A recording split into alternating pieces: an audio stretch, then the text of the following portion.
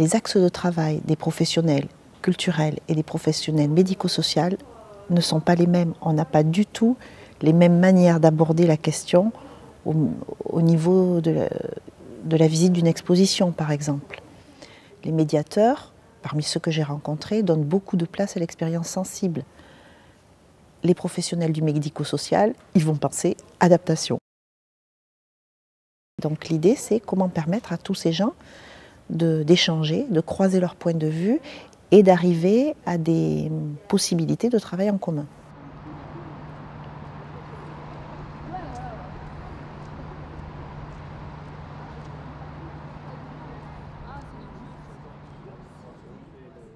On va aborder l'exposition Étrange Nature sous le thème des 5 sens, de la sensorialité et de la perception. Et on va essayer de trouver des outils de médiation qui vont combler les manques sensoriels pour pouvoir vraiment percevoir l'exposition d'une autre manière que par la vue. Ça vous donne une idée de la taille. Ça recouvre une ville. Oui, plus tu regardes, plus tu tombes dans la fantaisie ou dans l'imaginaire. Oui. On a un peu l'impression d'un toit recouvert. Mais c'est partagé, c'est juste des éléments qui nous évoquent ça un peu. Voilà, ça me donne cette forme. Je la refais une deuxième fois pour en avoir le contour. Ensuite, on a proposé à toutes les personnes de la formation d'expérimenter l'exposition sous bandeau ou sous lunettes qui simulent une mauvaise vision. Presque ça donne envie de toucher. Oui, évidemment. Ouais. Afin de pouvoir expérimenter comment on approche une exposition avec ce handicap visuel. On pourrait penser une grotte comme la grotte de Nio. Et elle surplombe l'œuvre. D'accord. Et les troncs sont dans le même sens en fait. C'est pas comme s'il y avait un tronc qui était à l'envers ici. Non.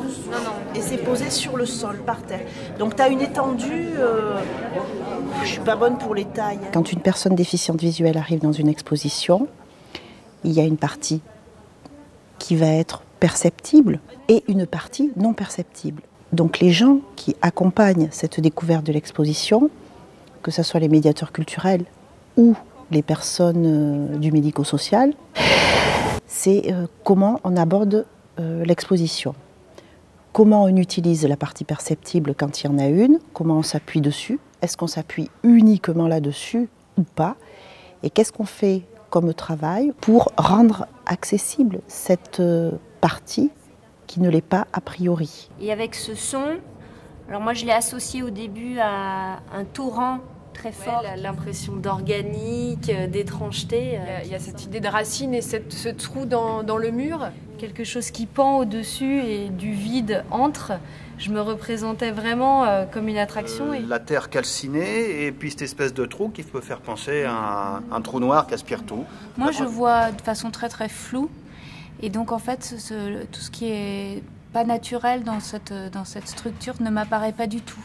C'est-à-dire que moi en fait j'ai l'impression de voir vraiment de la nature qui pousse sur cette structure. Je vois la forme de la structure et je vois les plantes et pour moi ce sont des vraies plantes et c'est de la vraie mousse. Et donc si je n'ai pas d'accompagnement, je ne vais pas du tout comprendre, je vais le comprendre de façon opposée à ce que l'artiste a voulu exprimer. L'expérimentation est incontournable, quel que soit le thème qu'on va aborder au cours des 6 jours de formation. Et c'est vraiment en s'appuyant sur cette expérience et les réflexions autour de cette expérience qui vont faire qu'on aura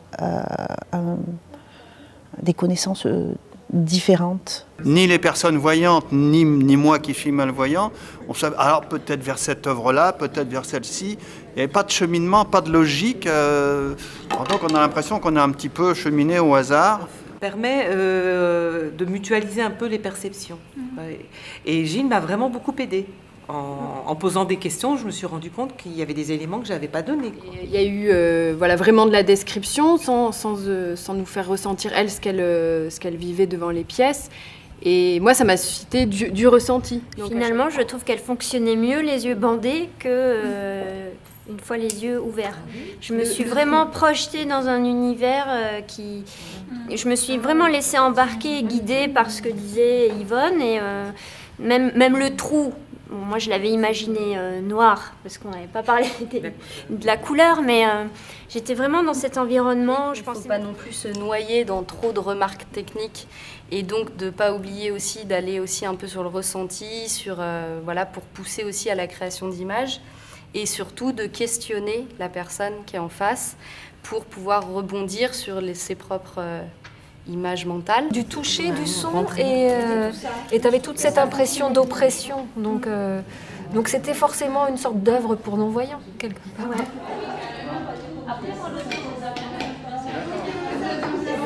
On propose au groupe d'expérimenter une médiation en lien avec l'exposition Étrange Nature et de l'expérimenter par l'odorat.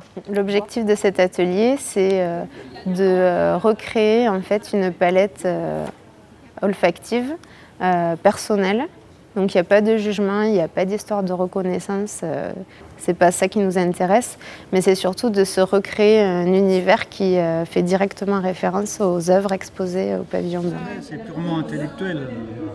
Peut-être l'odeur du papier. Ça représente quand même... Quand on est dans une exposition, on a des sensations, des perceptions. Ça fait appel au moment et à ce qu'on connaît.